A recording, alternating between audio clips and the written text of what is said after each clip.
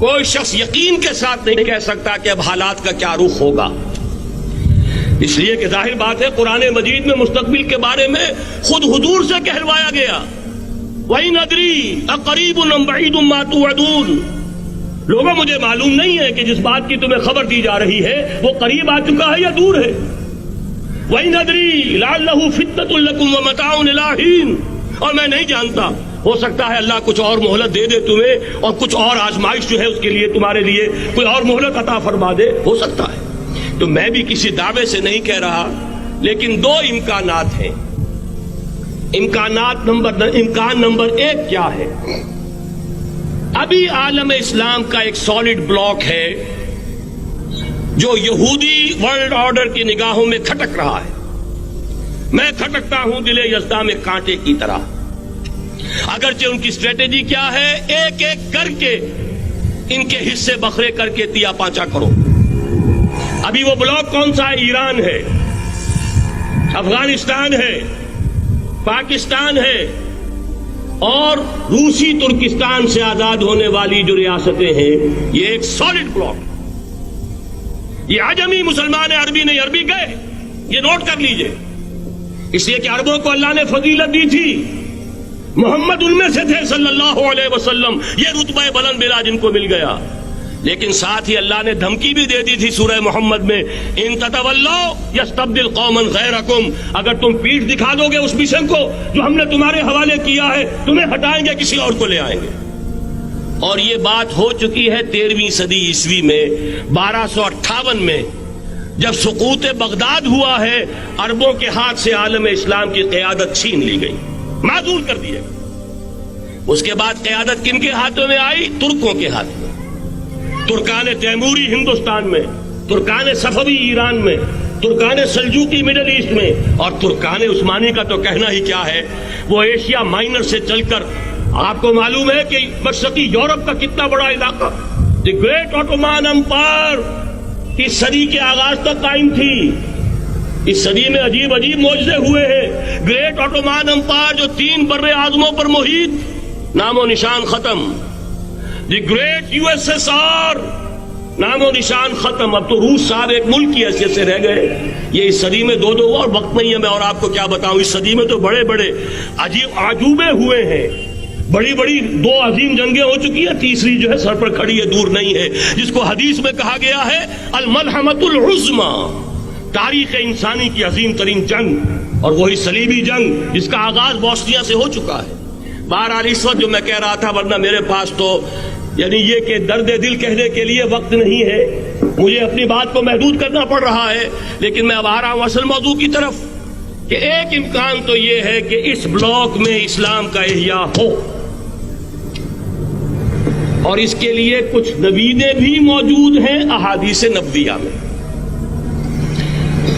وہ تو آپ نے سنا ہوگا اقبال کا شعر، میرے عرب کو آئی ٹھنڈی ہوا جہاں سے، میرا وطن وہی ہے، میرا وطن وہی ہے۔ حدیث میں آتا ہے یخرج ناس من المشرق یؤتون للمہدی، یعنی سلطان ہی، مشرق سے فوجیں نکلیں گی یہ جو کہ مہدی کی حکومت قائم کریں گی، اور یہ ہوں گے حضرت فاطمہ کی نسل ہی سے رضی اللہ تعالی عنہا، لیکن عالم عرب کے اندر پھر ایک طاقت بن کر ابھریں گے، باطل کی قوتوں کے خلاف جہاد کریں گے، لیکن ان کو مدد آئے گی 2 طرف سے، ایک زمینی مدد آئے گی مشرق سے، ایک آسمانی مدد آئے گی، عیسیٰ ابن مریم کا نزول، حضرت مسیح علیہ الصلوۃ والسلام جو زندہ آسمان پر اٹھائے گئے تھے نازل ہوں گے، اور در حقیقت ان 2 مددوں کے نتیجے میں پھر یہود کا قلع قمع ہوگا، اور یہی گریٹر اسرائیل ان کا گریٹر گریو یارڈ بن کر رہے گا، عظیم تر قبرستان بن کر رہے گا۔ اس کی بڑی واضح حدیثیں موجود ہیں، اس کی بڑی تفصیلی خبریں موجود ہیں، یہ احادیث کی کتب کے اندر، بدقسمتی سے ہماری اس کی طرف توجہ نہیں۔ ایک تو یہ ہو سکتا ہے، اسی طریقے سے ایک اور حدیث ہے، یخرج من خراسان رایات سود، اور یہ مسلم شریف کی روایت ہے، نوٹ کیجئے گا، نہیں ترمذی شریف کی روایت ہے، یخرج من خراسان رایات سود لا يردها شيء حتى تنصب بإيلیا، اور خراسان حضور کے زمانے میں آج کے افغانستان کا نام تھا، جتنا خون یہاں پر خلوص کے ساتھ دیا گیا ہے اس کی مقدار بھی کم نہیں ہے. یہاں سے خیر برآمد ہوگا. اور دوسری بات اپنے بارے میں نوٹ کر لیجئے, یہ پاکستان, بچا کھچا Pakistan, what remains of Pakistan, یہ اصل میں ہے کیا؟ مولانا بہت خوبصورت انداز میں فرما رہے تھے, یہ 313 نہیں تھے, اسلام تھا. اسی طرح نوٹ کیجئے, پاکستان نہیں ہے, 4 صدیوں کی تجدیدی مساعی کا حاصل ہے. آپ نے کبھی نوٹ کیا ختم نبوت کے بعد اب سب سے اونچا منصب کس کا ہے؟ مجددین. سنن ابی داؤد کی روایت, ان اللہ یبعث فی هذه الامہ علی راس کل 100 عام من یجدد لها دینها. اور نوٹ کیجئے کوئی بات ہے, 1000 برس تک سارے مجدد عالم عرب میں پیدا ہوئے. جیسے ہی دوسرا 1000 سال شروع ہوا, الف ثانی کا مجدد اعظم شیخ احمد سرہندی کہاں تھا؟ صنم خانہ ہند میں حاضر ہوا. میں شیخ مجدد کی لحد پر, وہ خاک کے ہے زیر فلک مطلع انوار, گردن نہ جھکی جس کی جہانگیر کے آگے, جس کے نفس گرم سے ہے گرمی اعراض.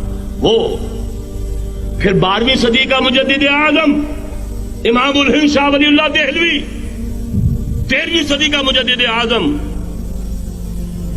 سید احمد بریلوی, اس کے خون کا امین اور اس کے ساتھ کے شہداء کے خون کا امین, ان کے جسموں کا امین آپ کا خطہ ہزارہ, آپ کا خطہ سوات, اس میں ان کی جانیں ہیں جو دی گئی ہیں. اور وہ نہایت میں آپ سے عرض کر دوں, دور صحابہ کے بعد اتنا خالص اسلامی جہاد پوری مسلمان تاریخ میں نہیں ملے گا جتنا وہ تحریک شہیدین کا.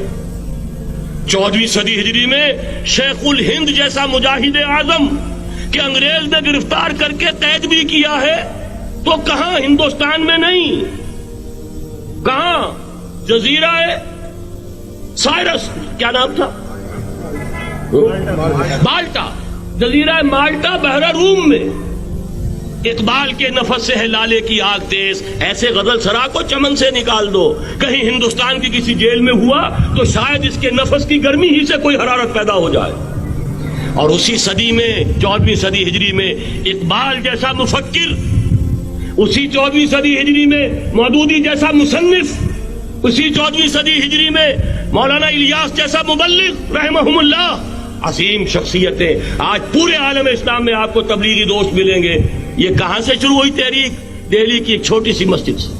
وہ مسجد بنگلے والی اب تو بڑی عالیشان ہو گئی ہے, جب وہاں شروع ہوا تھا کام بڑی چھوٹی سی مسجد. یہ سارے کام یہاں کیوں ہوئے؟ پورا عالم اسلام آزاد ہوا, کہیں نعرہ اسلام کا نہیں لگا, کہیں عرب قومیت پر, کہیں کسی اور عصبیت پر تحریکیں چلی ہیں. صرف تحریک پاکستان تھی کہ پاکستان کا مطلب کیا؟ لا الہ الا اللہ. کوئی سبب ہے کہ یہاں قرارداد مقاصد پاس ہوئی, حاکمیت اللہ کی ہے. کہ اکبر نام لیتا ہے خدا کا اس زمانے میں. یہ سارا ماضی سامنے رکھیے اور حضور کی دی ہوئی پیشن گوئیوں کا مستقبل سامنے رکھیے. ان دونوں سے ثابت ہوتا ہے اس خطہ ارضی سے کچھ ہونا ہے.